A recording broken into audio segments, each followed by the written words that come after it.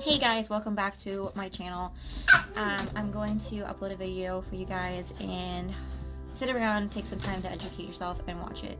I'm in Charlie's bedroom, so you're gonna hear her acting a little crazy and playing around. This is very informal. I suggest if you're family members that do not like to hear about anything personal, or if you just in general do not like to hear about blood, pain, anything like that, you can X out now. And I'm just clarifying that I am not a professional expert. I am not a medical expert, so yeah, here it goes. For most of you know, me and Christian have been trying to conceive our second child for about 10 months, give or take the time that I had my wisdom teeth surgery. August 28th, 2019, I took a pregnancy test that evening and I found out I was pregnant.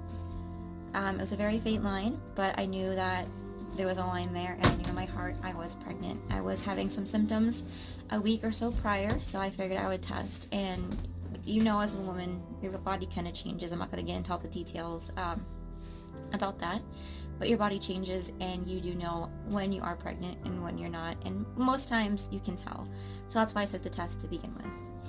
That same night, I took a second test and it was negative. I kind of just figured, okay, well, it's super late at night. I wasn't expecting this one to have a faint line. In the morning, it'll be positive. That next morning, I took a clear blue test, which would have been August 29th. That was negative. Went to work that day, came back home. August 29th, the evening, I took two tests, which were both positive. I do want to clarify, I am not going to insert any pictures of my tests, just because that is my own personal business, and I feel that that is the one thing I have to make it real, and I don't feel comfortable sharing it with everybody. Besides that, the tests kind of oxidize and look really weird right now, so they're gross with pee. Anyway, so I knew that those tests were still strong, the lines were there, and that was that. They were stronger than the day prior, even though that they were the evening. So at this point in my head, I was kind of confused. Why in the evening time were they stronger than the morning? It wasn't my HCG rising. Was I pregnant? Were they false positive tests? Like I said, I do know my body was changing, so I wasn't shocked at the fact that I was. So, hi baby. Be careful, okay? So, throughout the whole week of, I believe I took the test on the 28th.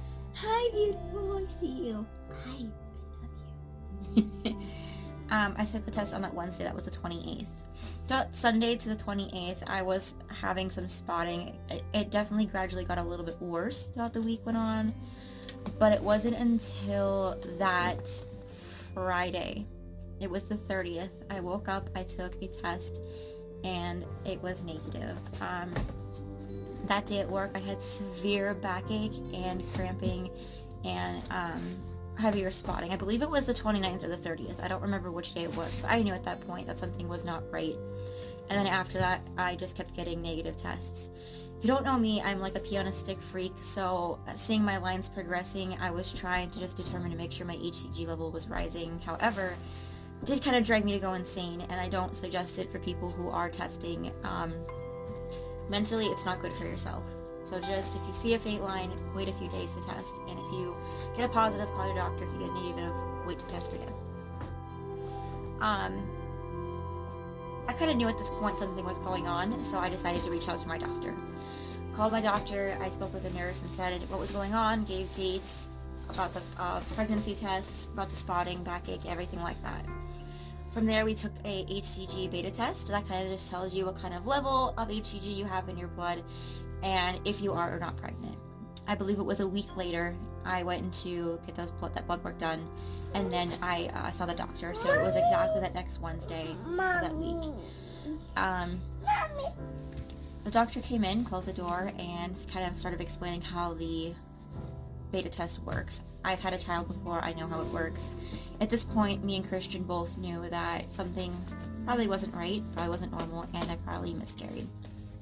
So he did tell me at that point, hey baby, that I had 0 HCG in my blood system. And that's never an easy pill to swallow.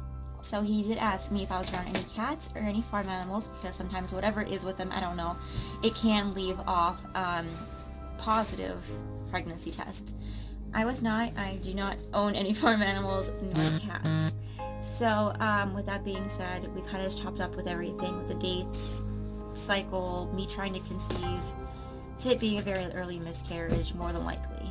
I'm posting this video not to get sympathy, to educate people, because so many people are uneducated about this and have a stigma and are very rude when it comes to, you've been pregnant for a week, you've been pregnant for a day, why are you getting attached?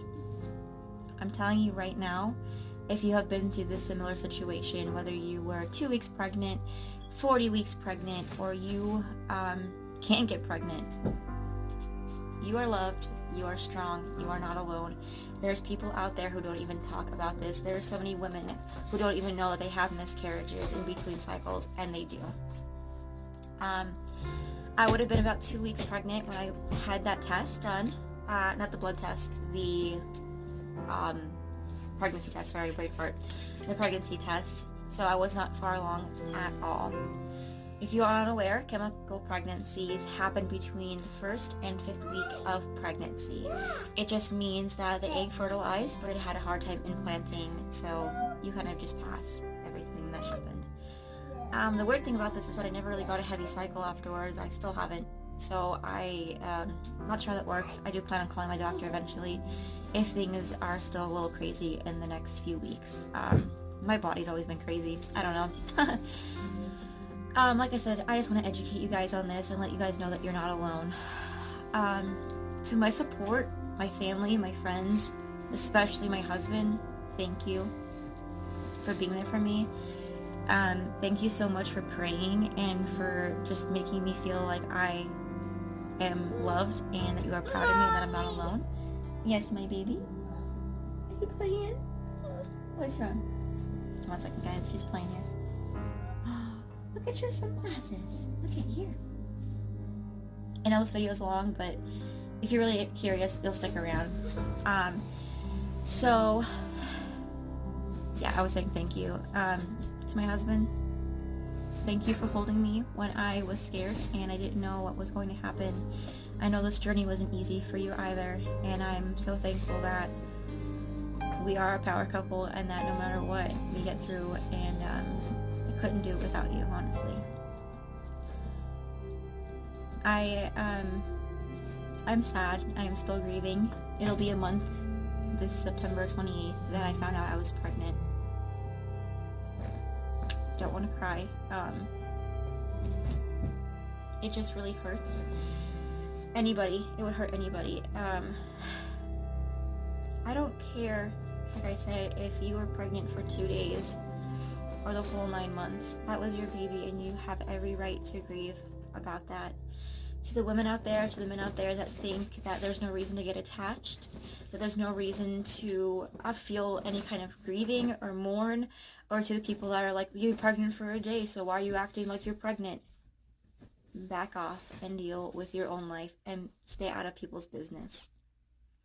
I don't mean to be mean, but unless you are there to actually support somebody, you have no right to be in their life at all. Unless you go through it, then talk to me about it, because you have no idea what it's like. With that being said, I still am very grateful for everybody. I've had so many people reach out to me to let me know that I am not alone, and the biggest thing I can advise you and tell you is that it's not your fault. Okay, hang on 1 second and then we can play, okay? Okay. Yeah, 1 second.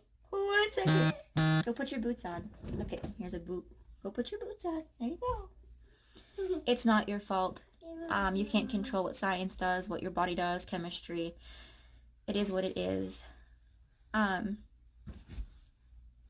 thankful to God for the chance to be able to feel pregnant again and to be able to conceive again.